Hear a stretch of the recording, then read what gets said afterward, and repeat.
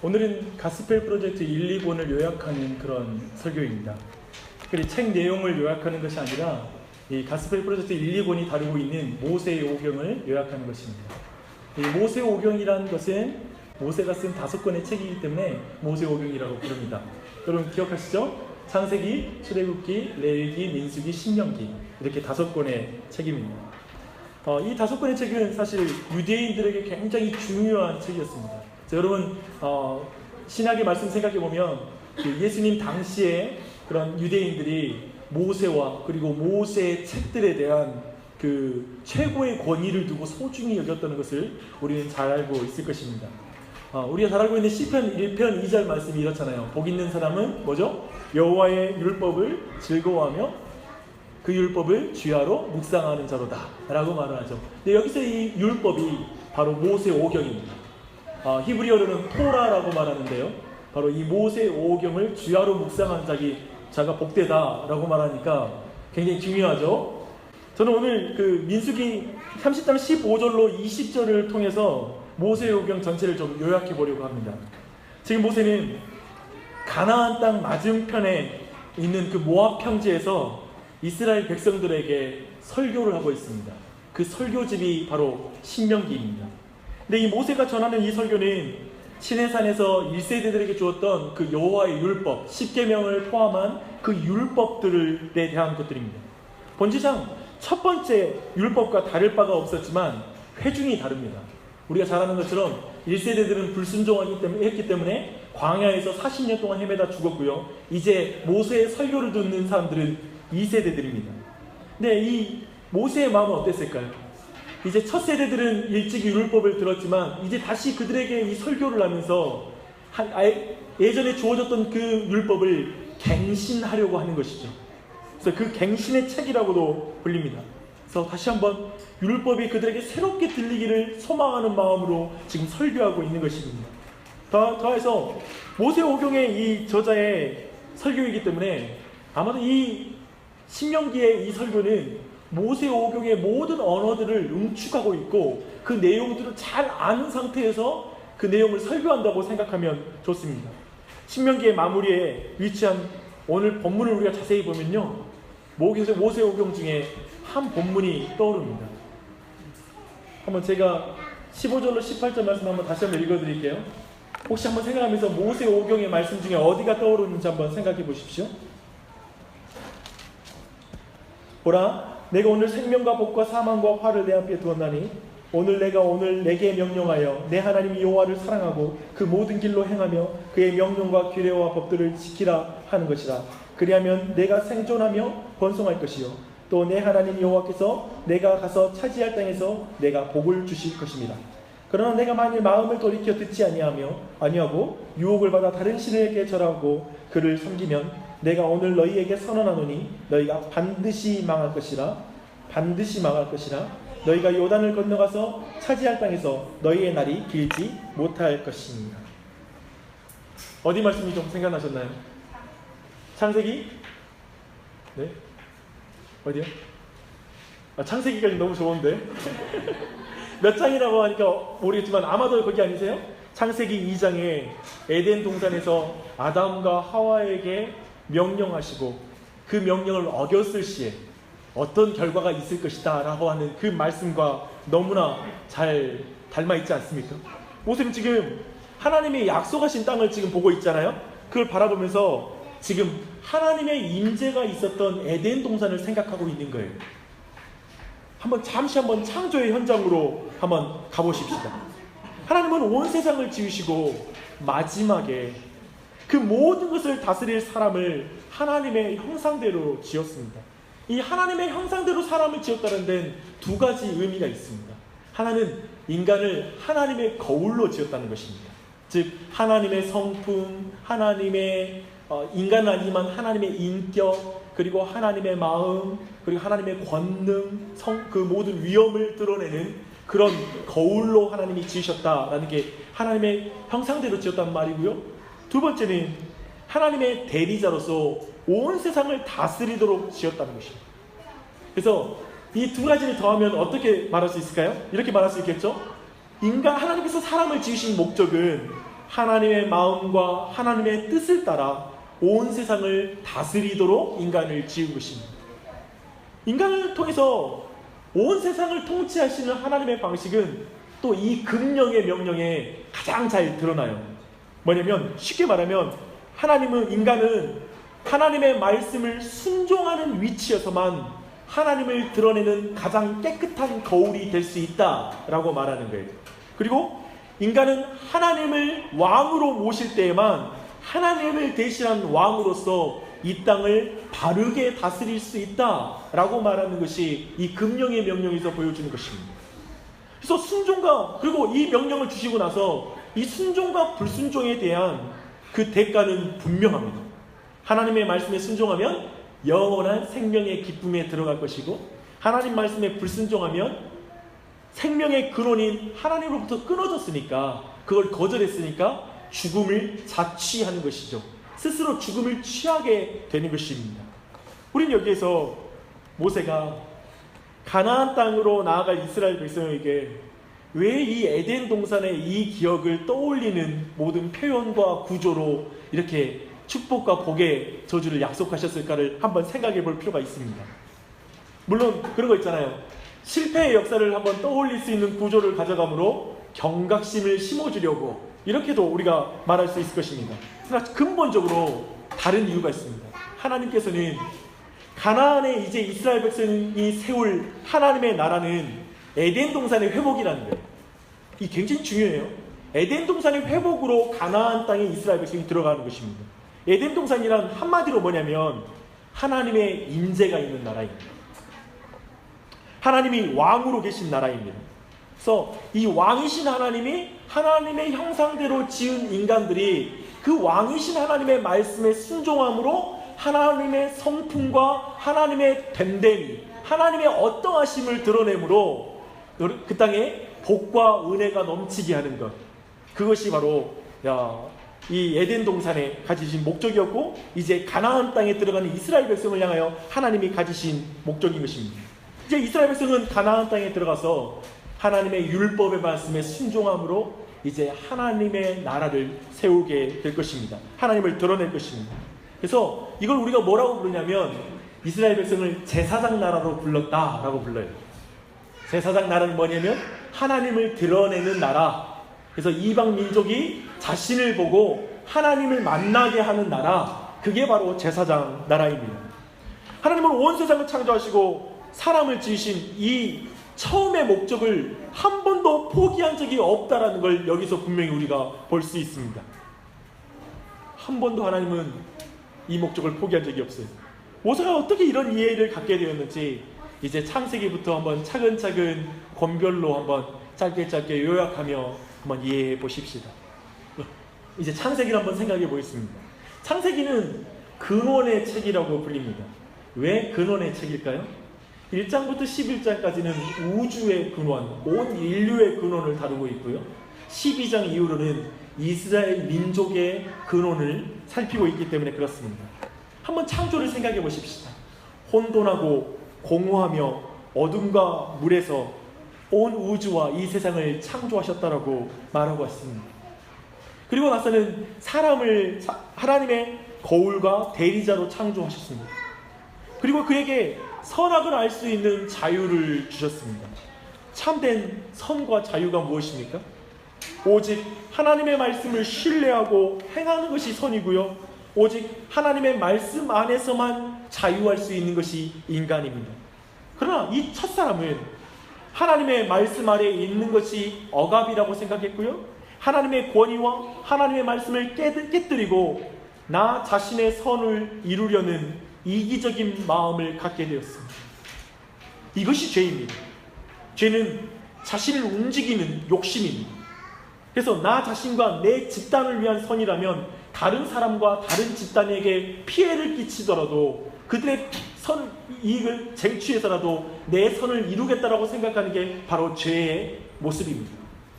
바로 첫사람 아담과 하와의 그 마음이 있었던 것입니다. 근데 이 죄는 그 이후로, 아담 이후로 죄는 급속도로 사람들을 파괴합니다. 아담과 하와의 첫 아들 가인이 질투로 동생을 죽입니다. 살인이 일어난 것이죠. 그 이후에 라멕이라는 사람이 일어났는데요. 그 사람은 아내를 재산으로 모독하고 아들과 같은 젊은이를 죽이며 살인의 노래, 칼의 노래를 부릅니다. 이렇게 첫 범죄 이후에 인간의 부패의 역사가 반복적으로 창세기에는 그려지고 있습니다. 결국에 노아 땅에 하나님은 온 땅을 물로 심판하게 됩니다. 심판의 이유는 매우 인상적입니다. 사람의 죄악이 세상에 가득함과 그의 마음으로 생각하는 모든 계획이 항상 악할 뿐임을 보시고 땅 위에 사람 지으셨음을 한탄하사 마음에 근심하시고, 원래 하나님은 온 세상의 사람들이 충만하고 번성하면 하나님의 선과 의와 거룩함이 충만하게 되는 나라를 꿈꿨는데 그 반대가 됐기 때문에 하나님이 한탄하고 후회하셨다라고 말씀하고 계십니다. 그러나 하나님은 심판 중에도 노아와 그의 가족을 구원하십니다. 물로 심판함은 마치 태초로 돌아가는 모습 같아요. 온 수면, 온 육지 위에 수면이 가득한 것이죠. 그런데 이것은 태초에는 그 수면 위에서 모든 생명이 나왔다라면 이제는 그 온 땅을 덮은 수면이 모든 사람을 죽음에 이르게 하는 심판이 되었습니다. 심판은 창조의 역전이거든요. 마치 사람들이 땅에서 악이 가득하기에 땅에서 그들의 발을 떼버리는 것이 심판입니다. 물로 그들의 모두의 발을 떼서 물 위에서 죽게 하십니다. 그러나 하나님은 심판 중에도 노아의 방주 안에 동물들을 생각하사 바람, 그 히브리어는 루아라고 말하는, 이걸 다른 식으로 번역하면 성령이라고 말할 수 있거든요. 그러나 그렇게까지 성령님으로 생각하지 않을지라도 이 또한도 창세기에 창조할 때 수면 위를 성령께서 운행하셨다는 말씀을 연상시키며 하나님께서 노아를 긍휼히 여기사 그의 모든 물을 수면을 낮게 해주심으로 그를 구원해 주시는 역사로 이 모든 걸 그리고 있습니다. 노아의 심판 이후에, 노아는 이제 심판 이후에 온 인류의 조상이 됩니다. 이제 새 창조이죠. 새로운 땅 위에서, 물론 새로운 땅은 아니지만 심판 이후에 이제 새로운 땅에서 이제 하나님의 목적을 다시 이루는 위치에 섭니다. 그러나 그는 포도주에 취해 물의 심판을 통해서 보여준 하나님의 그 경고들을 그는 무시합니다. 그는 술 취하고, 그리고 그 또한도 타락의 본성이 여전히 지워지지 않는 걸 드러내고 그 자식들에게 저주하는 모습으로 모든 일이 이루어집니다. 또 사람들의 후손들은 죄로 물들어갑니다. 이번에는 과학기술과 건축기술을 통해 하나님의 권위에 도전한 일이 벌어집니다. 바벨탑을 쌓는 것이죠. 이때 이들의 주장은 첫 사람 아담과 하와의 주장과 비슷합니다. 사람들이 하나님으로부터 독립하고 자신들을 위한 선을 정의할 때 그 결과는 이 세상은 죽음과 비참함 뿐이라는 것을 드러내는 것이죠. 그리고 나서 그들은 언어가 나눠지는 심판을 받습니다. 지금 인류의 역사에서 말하고 있는 게 무엇입니까? 인류의 역사는 끊임없이 반역의 역사를 보여주고 있다는 것입니다. 이렇게 되면 하나님의 원로 창조 계획의 목적, 그것을 포기해야 되는 것 아닙니까? 그런데 하나님께서는 12장에서 한 사람 아브라함을 선택하십니다. 노아 때는 온 세상을 심판하시고 한 사람을 구원하셨는데 이제 온 세상을 구원하시기 위해 한 사람을 선택하십니다. 이제 한 사람을 택하여서 온 세상을 에덴 동산의 선함으로 회복시키는 계획을 하나님이 이제 시작하신 거예요. 그래서 하나님은 한 가족에게 창세기 내내 집중하십니다. 한 가정을 만든 일에 창세기의 후반부를 다 할애해요. 하나님은 아브라함과 언약을 맺으십니다. 하나님의 계획은 하나님께 반역한 세상을 하나님의 가족을 통해서 축복하시는 거잖아요. 근데 창세기 12장 이하로 보여지는 이 아브라함의 가정은 실로 역기능적 가정이라고 보는 게 합당합니다. 생각해 보십시오. 아브라함은 2번이나 분명히 하나님의 언약의 통로가 될 아내 사라를 이방 왕에게 갖다 바칩니다. 나중에 그 여인은 남편을 이방 여인에게 갖다 바칩니다. 모든 게 엉망입니다. 이삭의 아들 에서와 야곱 사이에는 형제 간의 경쟁과 갈등, 그리고 살이가 가득합니다. 근데 야곱과 에서 때에는 살이에만 머물렀던 이 감정이 이제 그 다음 때 야곱의 자식 때에서는 실제로 형제를 죽이려고 하는 일까지 시도가 됩니다. 물론 요셉을 죽이진 않았지만 요셉을 죽이는 것과 방불한 자리까지 이른 것이죠. 그리고 요셉을 애굽으로 노예로 팔아버립니다. 그리고 그 이후의 스토리는 아시죠? 이제 요셉은 갖은 고생을 하다가 애굽의 총리가 됩니다. 그리고 그를 통하여 이스라엘의 백성들이 지금 70여 명의 야곱의 자손들이 애굽으로 이주하고 이제 창세기가 마무리가 됩니다. 그런데 이제 야곱이 죽고 복수를 두려워했던 말씀 한가운데 그 형제들이 했던 말씀이 아까 우리가 보았던 창세기 본문입니다. 근데 그때 창세기 50장 20절에는 그렇게 복수를 두려워하는 형들에게 이제 요셉이 이렇게 말합니다. 당신들은 나를 해하려 하였으나 하나님은 그것을 선으로 바꾸사 오늘날과 오늘과 같이 많은 백성의 생명을 구원하게 하시려 하셨나이다. 사실 저는 이 말씀이 창세기 전체를 요약하는 말씀이라고 믿습니다. 단순히 창세기만 요약하는 게 아니라 모세오경 전체를 요약해 주는 거예요. 바로 악을 선으로 바꾸신 하나님, 이분이 모세오경의 중심의 하나님입니다. 그뿐만 아니라 성경 전체에서도 아마도 한 구절 하나님이 어떤 분이냐 말할 때 악을 선으로 바꾸시는 하나님이라고 말해도 틀리지 않을 것입니다. 사람들은 계속해서 악을 선택했습니다. 사람들은 계속해서 하나님의 목적을 깨뜨렸고 방해했습니다. 끊임없이 망쳐놨습니다. 그러나 하나님께서는 끊임없이 그들을 완전히 버리지 않고 그들에게 맺으신 언약을 끝까지 지키시고 신실하게 악을 선으로 바꿔가시면서 하나님의 계획과 목적을 이루어 가십니다. 이스라엘의 10 아들은 지금 창세기 본문에서 자신들의 행한 죄로 말미암아 심판을 두려워하고 있고 그 다른 걸 계산하지는 못합니다. 용서를 상상하지 못하는 것이죠. 어떻게 요셉이 나를 용서하겠어라는 그 생각과 그 구조 아래만 있어요. 인과응보의 원리 말입니다. 그러나 요셉은 그들에게 그 악을 선으로 바꾸신 하나님을 주목하라고 외치고 있습니다. 그러나 이 말이 쉽게 들리는 게 아닙니다. 마찬가지 우리 모두는 하나님께 반역하고 하나님께 멀어질 것입니다. 하지만 우리 모두 또한도 악을 선으로 바꾸시는 하나님을 보십시오라고 말하면 이건 쉽게 믿어지는 게 아닙니다. 동일한 일.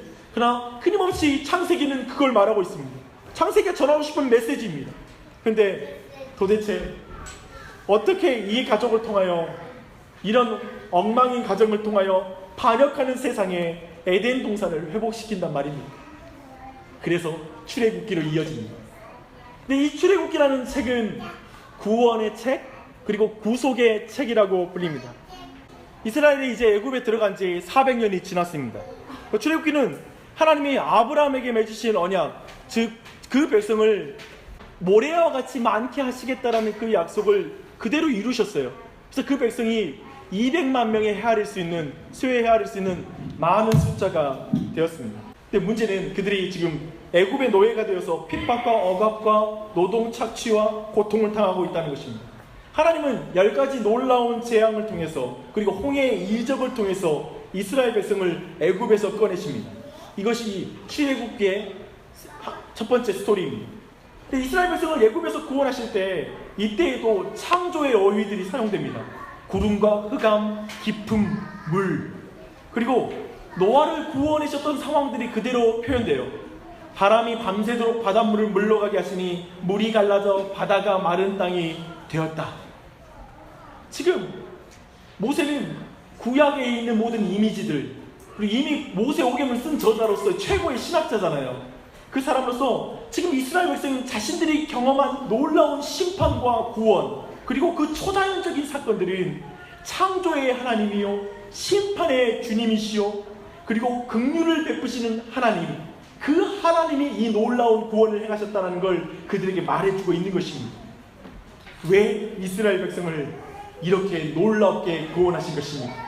그에 대한 이유가 이제 그 다음 여정이 시내산에서 밝혀집니다. 시내산에서 하나님은 에덴 동산에 임하셨듯이 시내 동산에 임하십니다.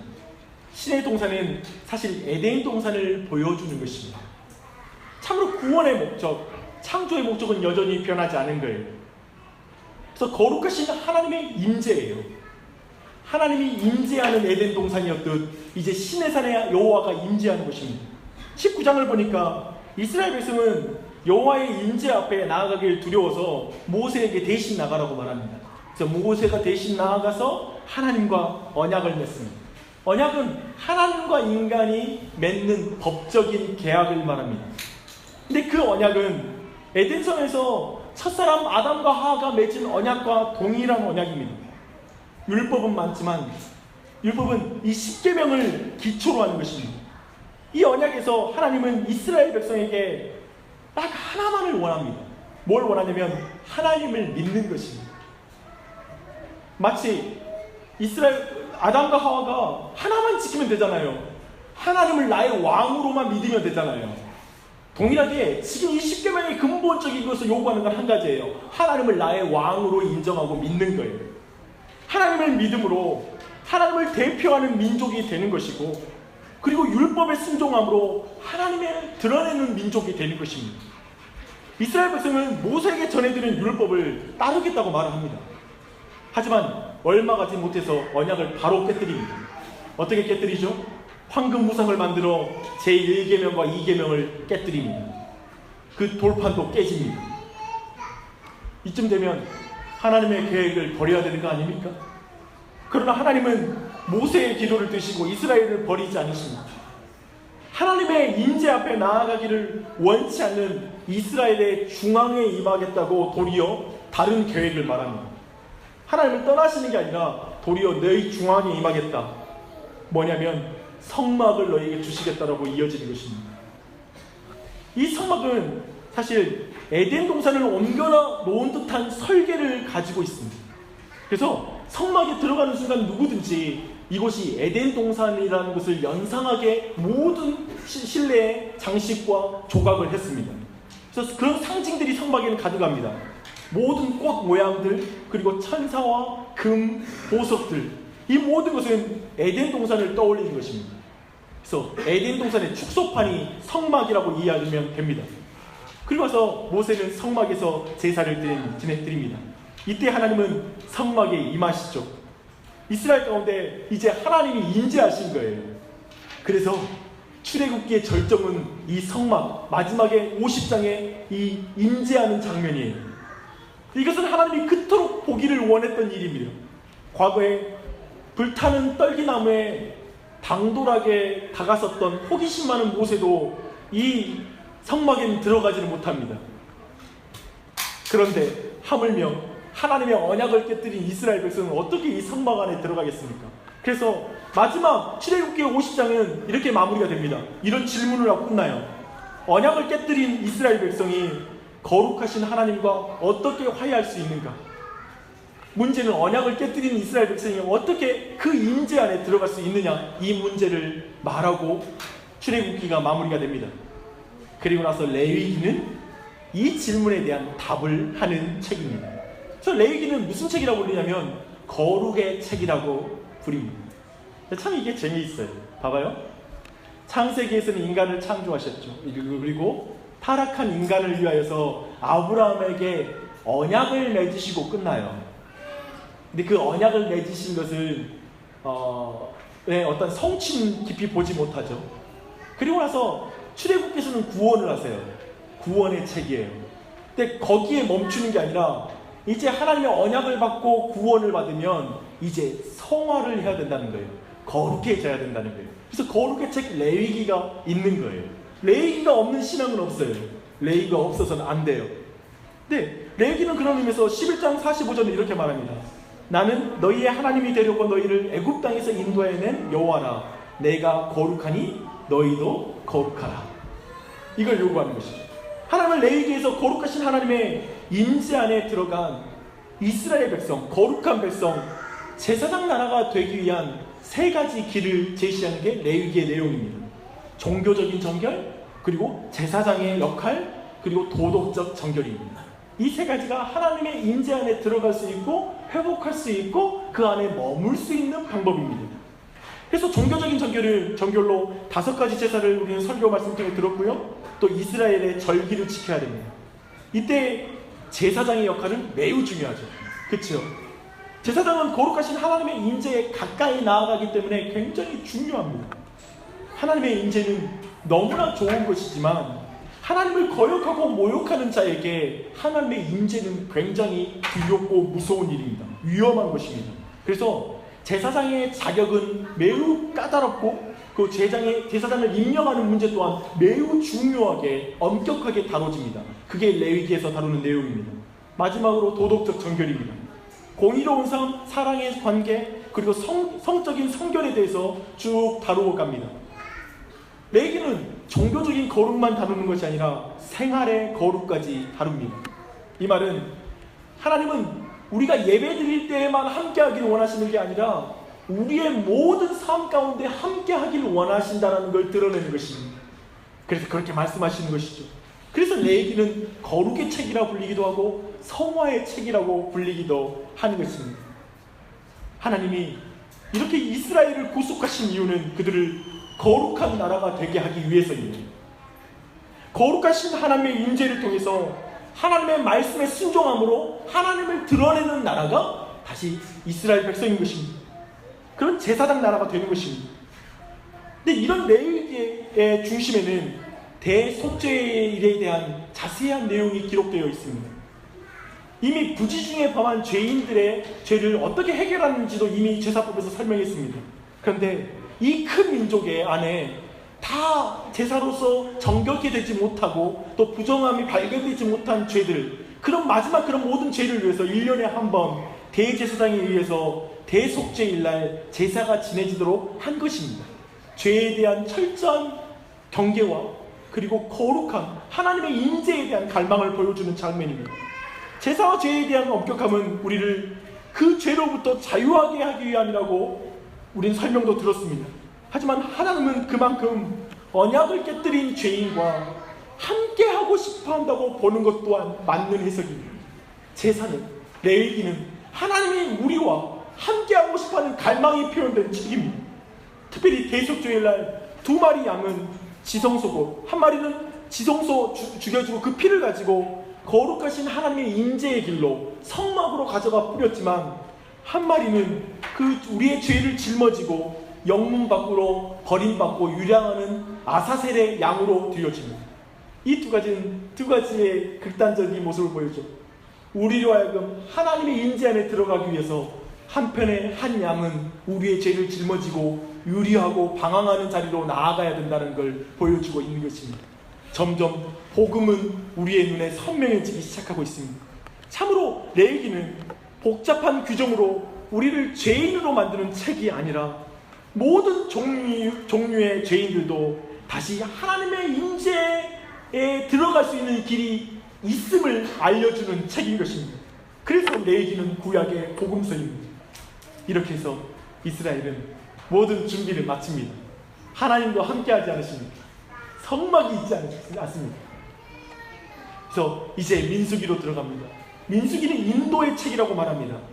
시내산에서 바란 광야에 거쳐 가나안 땅이 보이는 모압 평지까지의 여정을 보여주는 책이기도 합니다. 우리는 하나님의 인도를 2가지로 이해할 수 있습니다. 첫 번째는 하나님의 섭리입니다. 이 하나님의 섭리의 이 인도하심은 그저 인위적으로 우리를 이끈다라는 것이 아니라 하나님의 섭리는 자신의 백성을 보호하고 그리고 자신의 목적을 향해 이끌어간다는 의미입니다. 이게 하나님의 섭리라는 의미입니다. 또 이 하나님의 인도에는 하나님의 훈련이 있습니다. 우리가 싫어하는 것이죠. 하나님은 그 백성들을 보호하시면서 다듬어 가신다는 말입니다. 문제는 하나님의 섭리와 훈련을 이스라엘이 한 번도 결코 받아들이지 않는다는 사실입니다. 이스라엘 백성은 광야에서 끊임없이 하나님께 불평하고 원망하는 일에 그들의 입술을 사용합니다. 반역의 시작은 시내산을 떠난 지 3일 만에 일어납니다. 가족 중에 누이인 미리암과 그리고 형이 모세의 지도력에 도전한 것입니다. 그리고 그 지도력에 대한 도전은 모든 백성에게 전염되어서 이제 하나님의 섭리와 훈련에 대해서 모든 백성이 반기를 들고 우리에게 다른 지도자를 세워서 다시 애굽으로 돌아가자라고 말을 합니다. 출애굽을 했는데 이제 환예굽, 역출애굽을 하자고 지금 광야에서 외치는 것입니다. 하나님의 계획은 다 깨어진 것처럼 보입니다. 하나님에 대한 완벽한 반역입니다. 에덴 동산의 회복을 계획했던 하나님의 계획에 이스라엘 백성이 반기를 든 것입니다. 하나님은 모세의 중보기를 들으시고 그들을 완전히 버리지 않으십니다. 하지만 출애굽 1세대, 곧 반역의 세대, 불신의 세대, 애굽을 사랑하는 세대, 광야에서 죽기를 원하는 세대의 원함을 그대로 들어주어서 광야에 죽게 내버려 둡니다. 2주면 도착할 가나안 땅을 그들은 40년을 돌게 됩니다. 그리고 광야에서 다 죽어갑니다. 하나님 이스라엘 백성이 자신의 선택의 결과를 맛보게 하는 것입니다. 제가 하나님 같으면 그들에게 가진 계획을 포기했을 것입니다. 광야에서 이스라엘 백성이 하는 것은 하나님의 섭리에 대한, 그리고 하나님의 훈련에 대한 원망과 불평이었습니다. 그때의 민수기는 모압 왕의 사주를 받은 발람이라는 무당을 등장시켜 하나님의 마음을 드러냅니다. 우리 같으면 하나님, 이런 이스라엘 백성 버리지 않으십니까? 라고 말할 때 그거에 대한 하나님의 대답이 발람 사건이에요. 이 발람은 3번에 거쳐서 이스라엘 백성을 저주하려고 하지만 하나님은 그 저주를 바꿔서 이스라엘을 축복하십니다. 지금 삶 안에서 그 백성들은 이런 하나님의 사랑과 축복을 의식하지 못하고 여전히 불평하고 원망하고 있지만, 하나님은 저 이방인 거짓 무당을 통해서도 자기 백성이 저주받는 걸 원치 않으시고 그의 입술을 도리어 축복하는 입술로 바꾸는 것입니다. 특별히 그가 3번째 기도할 때 발람은 이스라엘의 한 왕이 나와서 하나님의 정의를 열방에 드러내야 될 것이라고 도리어 이스라엘의 미래를 예언하고 있습니다.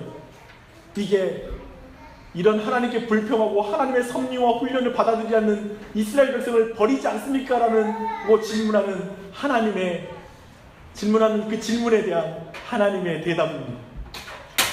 이게 민수기입니다. 우리는 여기에서 민수기의 강조를 봅니다. 광야에서 불순종의 사건으로 이스라엘 백성은 점점 더 악화되지만 하나님은 아브라함과 맺은 언약을 신실하게 지키시는 것입니다. 부분적으로 심판하시나 이스라엘에 끊임없이 자비를 베푸시는 것입니다. 마지막 발람 이야기는 민수기의 절정인 것입니다. 산 아래에서 이스라엘 백성들은 하나님께 원망하고 불평하지만 산 위에서 그들이 모르나 이스라엘을 보호하고 축복하는 하나님이 계신 것입니다. 그 백성의 반역 속에서 하나님의 축복의 기록이 민수기입니다. 그 민수기의 은혜를 우리 모두가 받기를 바랍니다. 우리는 이제 모세의 마지막 책 신명기로 넘어갈 차례입니다. 모세만큼 하나님을 잘 아는 사람은 없습니다. 모세는 역사가 필요 없는 신비주의 신앙이 아니라 태초부터 지금까지 인류의 역사의 내력을 자세히 아는 자입니다. 그리고 그 내내 하나님이 가지신 목적을 알고 있습니다. 그리고 그 목적을 위해 하나님이 아브라함과 암을 택하시고 그와 언약을 맺으신 것을 알고 있습니다. 그리고 이제 이스라엘 백성을 통해 가나안 땅에 세우실 하나님 나라의 본질을 정확하게 이해하고 있는 사람입니다. 그것은 계속 살펴본 것처럼 제4당 나라입니다. 창세기, 출애굽기, 레위기, 민수기를 기록한 인간 저자로서 원저자이신 성령님의 뜻을 정확히 이해하고 있는 최고의 신학자가 설교합니다. 그가 이 세대들에게 지금 설교하고 있는 것입니다. 이 설교는 그렇기 때문에 오고 오는 세대, 모든 세대에게 하나님의 법이 새롭게 들리기를 원하는 하나님 한 설교자의 외침인 것입니다. 그래서 신명기를 갱신의 책이라고 말하기도 합니다. 근데 모세의 설교는 인류의 반역의 역사를 아는 이로써 1장부터 11장까지 40년 동안 이스라엘 백성이 얼마나 하나님께 저항했는지를 말해주고 있습니다. 너무 칙칙하게 시작합니다. 이왕이면 가나안 땅에 나아갈 이스라엘 백성에게 긍정적 사고를 심어주면 좋을 텐데 처음부터 그들의 완악함을 지적하는 것입니다. 그리고 그들의 부모 세대들과 다르게 행할 것을 명령합니다. 이제 그들은 많은 신을 섬기는 땅에 들어갈 것이나 이스라엘은 오직 하나님만을 섬김으로 생명에 이를 것이라고 말씀하고 있습니다. 모세는 쉐마의 말씀을 통하여 모세 오경의 핵심을 말합니다. 저는 이 쉐마가 모세 오경의 핵심이고 지금까지도 우리가 기억해야 될 하나님이 인간을 지은 목적, 구원하신 목적의 핵심 구절이라고 믿습니다. 그 말씀은 이것입니다. 이스라엘아 들으라. 우리 하나님 여호와는 오직 유일한 여호와시니 너는 마음을 다하고 뜻을 다하고 힘을 다하여 내 하나님 여호와를 사랑하라.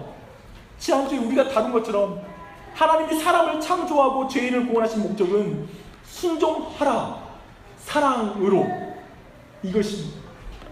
순종하라 두려움으로, 심판의 두려움으로가 아니라 순종하라 사랑하기 때문에 라고 말하는 것입니다.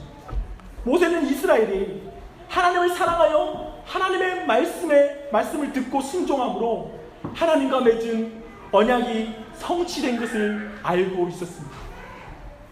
모든 족속은 이스라엘이 사랑으로 순종하는 모습을 통해 하나님의 지혜와 정의를 보게 될 것입니다.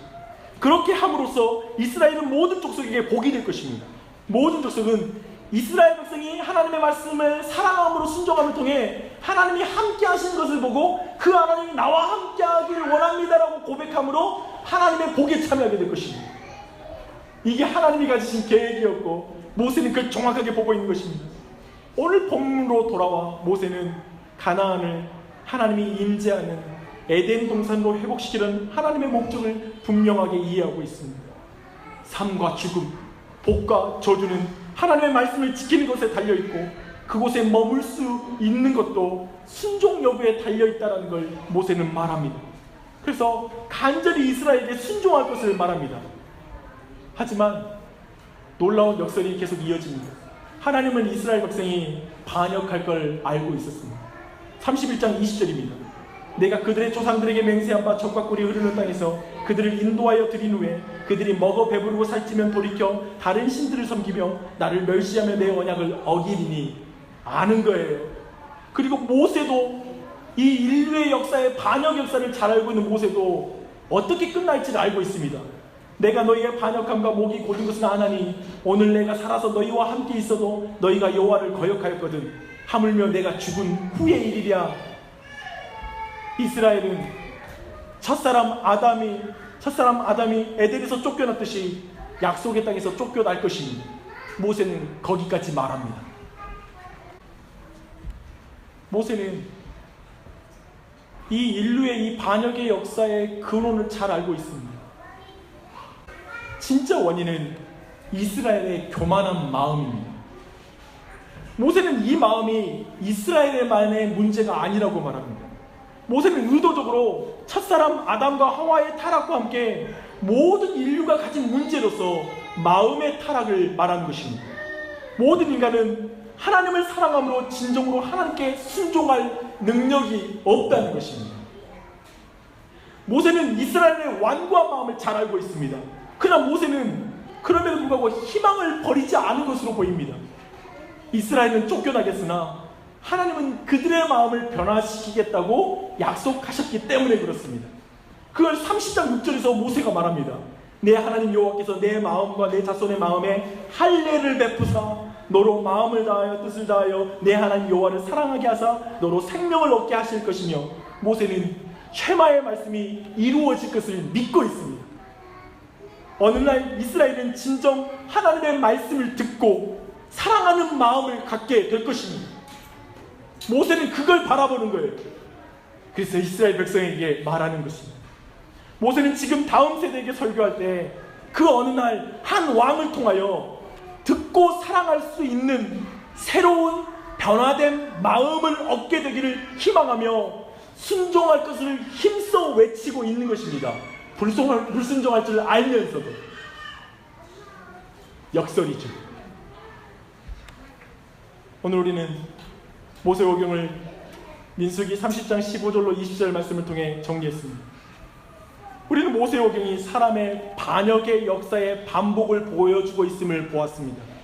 그리고 그보다 강한 하나님의 구원의 역사의 반복을 보았습니다. 인간의 죄가 더해갈수록 하나님의 구원의 계획은 좀 더 분명해지고 분명하게 드러나고 있다는 걸 우리는 보았습니다. 하나님의 창조의 목적은 한 번도 바뀌지 않았다는 걸 보았습니다. 하나님의 창조의 목적, 구원의 목적은 분명합니다. 에덴 동산의 회복입니다. 하나님의 임재의 회복입니다. 마음으로, 그래서 하나님 임재에서 마음으로 하나님을 사랑함으로 하나님께 순종하는 것, 마음으로 하나님을 사랑하고 그로 말미암아 하나님께 순종하는 것, 그것이 하나님의 목적입니다. 마음으로 하나님을 사랑하여 하나님의 율법에 순종함으로 하나님의 성품을 드러내고 왕이신 하나님을 드러내는 것은 창조 때부터 지금까지 한 번도 바뀐 적이 없는 하나님의 구원의 방법입니다. 근데 이 마음 어떻게 바뀌죠? 우리 마음 말입니다. 여러분 혹시 신앙생활하면서 내가 진짜 그리스도인인가? 이 눈물이 진짜 눈물인가? 이 회개가 진짜 회개인가? 나는 참되게 하나님을 사랑하는 것일까? 난 정말 조건 없이 순종하는 것일까? 내 신앙생활은 다른 사람의 시선과 상관없이 난 진짜 하나님 앞에 정직하게 선 신앙일까? 이런 식의 질문을 던져본 적 있습니까? 그래서 여러분의 그 내면의 깊은 곳에 하나님을 향한 진정한 마음이 남아있는지를 본 적 있습니까? 그런 분들은 아시겠죠? 사람의 마음은 쉽게 안 바뀝니다. 노아는 물의 심판로도 사람의 마음이 바뀌지 않음을 보여줬습니다. 출애굽한 이스라엘 백성은 기적을 보고 지진을 경험해도 사람 마음은 바뀌지 않는 것을 보여줬습니다. 인류 역사가 보여주는 것은 사람은 자기 중심적이어서 나의 선을 위해 살 뿐이지 하나님을 참으로 사랑하는 마음을 가질 수 없다는 게 인류 역사의 증언입니다. 종교인은 될지언정 쉐마의 사람이 되는 것, 하나님을 사랑함으로 그 율법을 지키는 사람이 되는 건 인간의 힘으로는 불가능하다라는 게 모세 오경의 선언인 것입니다.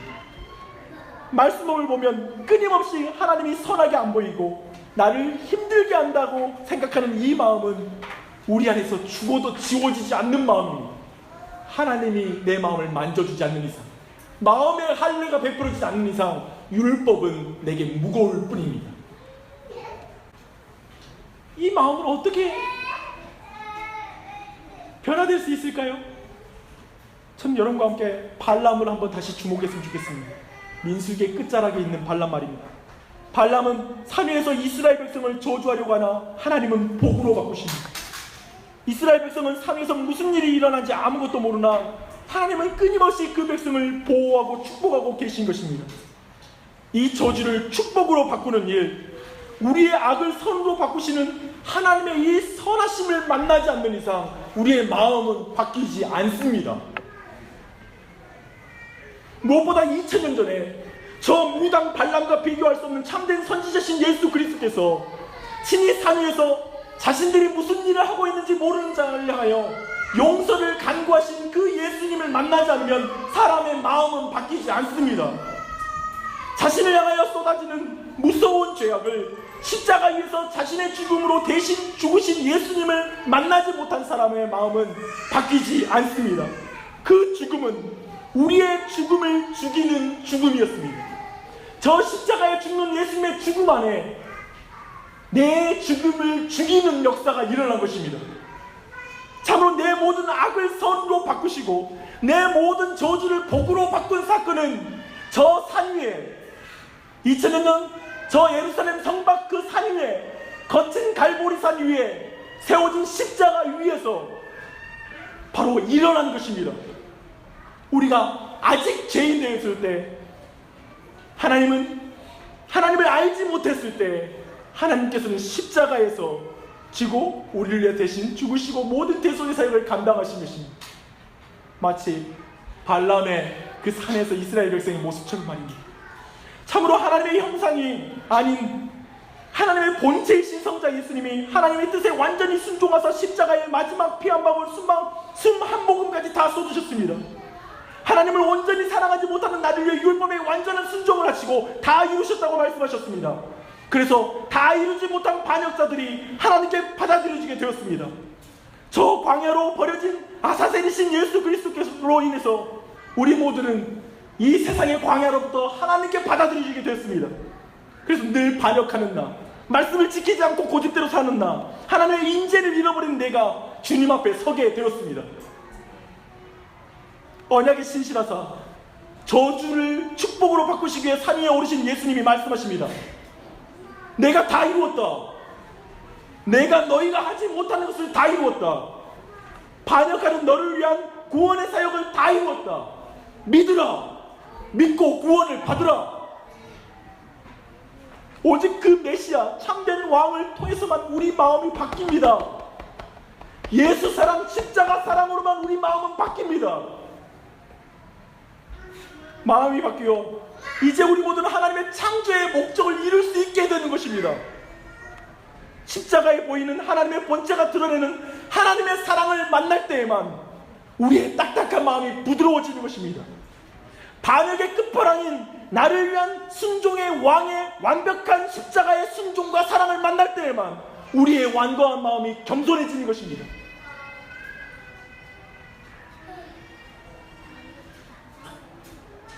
그분이 여러분의 마음을, 이 모든 것 모세가 그토록 바라보면서 불평하고 원망하는 그 백성을 향하여서 순종하라고 말하고 자신의 사역을 끝까지 감당한 동력이 자신이 바라보는 예수 그리스도였어요. 하나님이 약속을 이룰 거야. 근데 우리는 이미 봤어요. 그걸 이미 가지고 있어요. 혼자고 소유한 자입니다. 예수 그리스도를 믿음으로 이 길을 끝까지 걸어가십시다. 기도하겠습니다. 하나님 아버지,